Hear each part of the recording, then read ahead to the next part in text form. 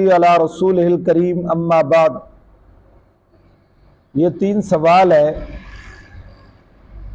پہلا سوال یہ ہے کہ وصیت کی قربانی کا گوشت کھانا جائز ہے یا نہیں۔ دوسرا سوال، عشرہ ذی الحج میں ناخن وغیرہ نہ کاٹنے کی حیثیت۔ اور تیسرا سوال کہ باپ بیٹا شریک ہوں تو بیٹے پر قربانی واجب ہے یا نہیں۔ پہلا سوال کہ وصیت کی قربانی کا گوشت کھانا کیسا ہے۔ مثلا ایک آدمی جو ہے وہ اپنی وفات سے پہلے اپنے بیٹوں کو وصیت کرتا ہے یا کسی کو وصیت کرتا ہے کہ میرے مال میں سے آپ نے قربانی کرنی ہے، اور اس قربانی میں سے آپ نے اپنے لیے بھی گوشت رکھ لینا ہے۔ ان کی وصیت کے مطابق اب قربانی کا گوشت اپنے لیے رکھنا یا کھانا جائز ہے یا نہیں۔ تو اس کا جواب یہ ہے کہ یہ جائز نہیں۔ اگر کوئی آدمی وصیت کر کے مرتا ہے کہ میرے مال میں سے قربانی کرنا، اور ساتھ وہ یہ کہہ بھی دے کہ اس میں سے گوشت اپنے لیے رکھ لینا، تو اس وصیت کی قربانی جو کرے گا اس آدمی کے مال سے، اس میں سے قربانی کرنے والا جو ہے وہ گوشت نہیں رکھ سکتا، گوشت نہیں کھا سکتا۔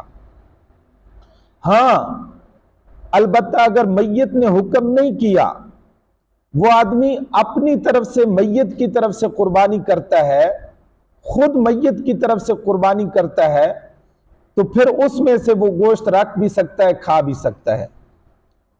دوسرا سوال کہ عشرہ ذی الحج میں ناخن اور بال وغیرہ نہ کاٹنے کی حیثیت۔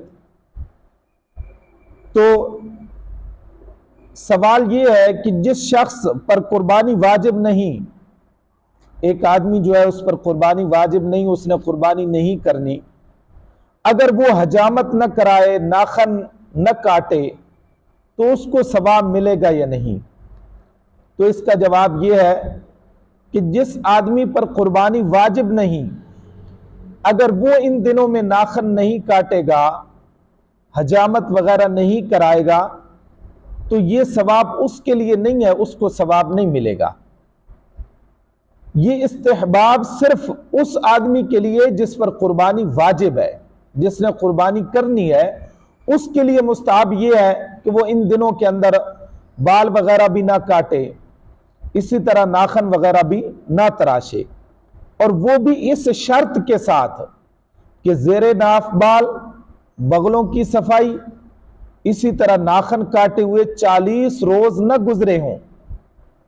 اگر اس آدمی پر 40 روز گزر گئے ہوں، مثلا 3-4 ذی الحج تک اس پر 40 روز گزر گئے ہوں، زیر ناف بال صاف کیے ہوئے، بغلوں کے بال صاف کیے ہوئے یا ناخن کاٹے ہوئے، تو اب اس کے لیے ضروری ہے کہ وہ صفائی کرے، زیر ناف بال بھی صاف کرے، بغلوں کے بال بھی صاف کرے، اور ناخن وغیرہ بھی کاٹے۔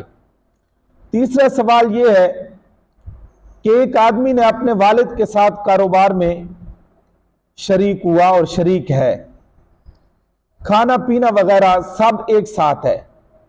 اب شرعاً وہ بیٹا جو ہے مثلا عمر ہے، وہ اپنے باپ کے ساتھ شریک ہے مال تجارت وغیرہ میں یا کاروبار وغیرہ میں، تو اب شرعاً عمر پر صدقہ فطر قربانی حج فرض ہے یا نہیں۔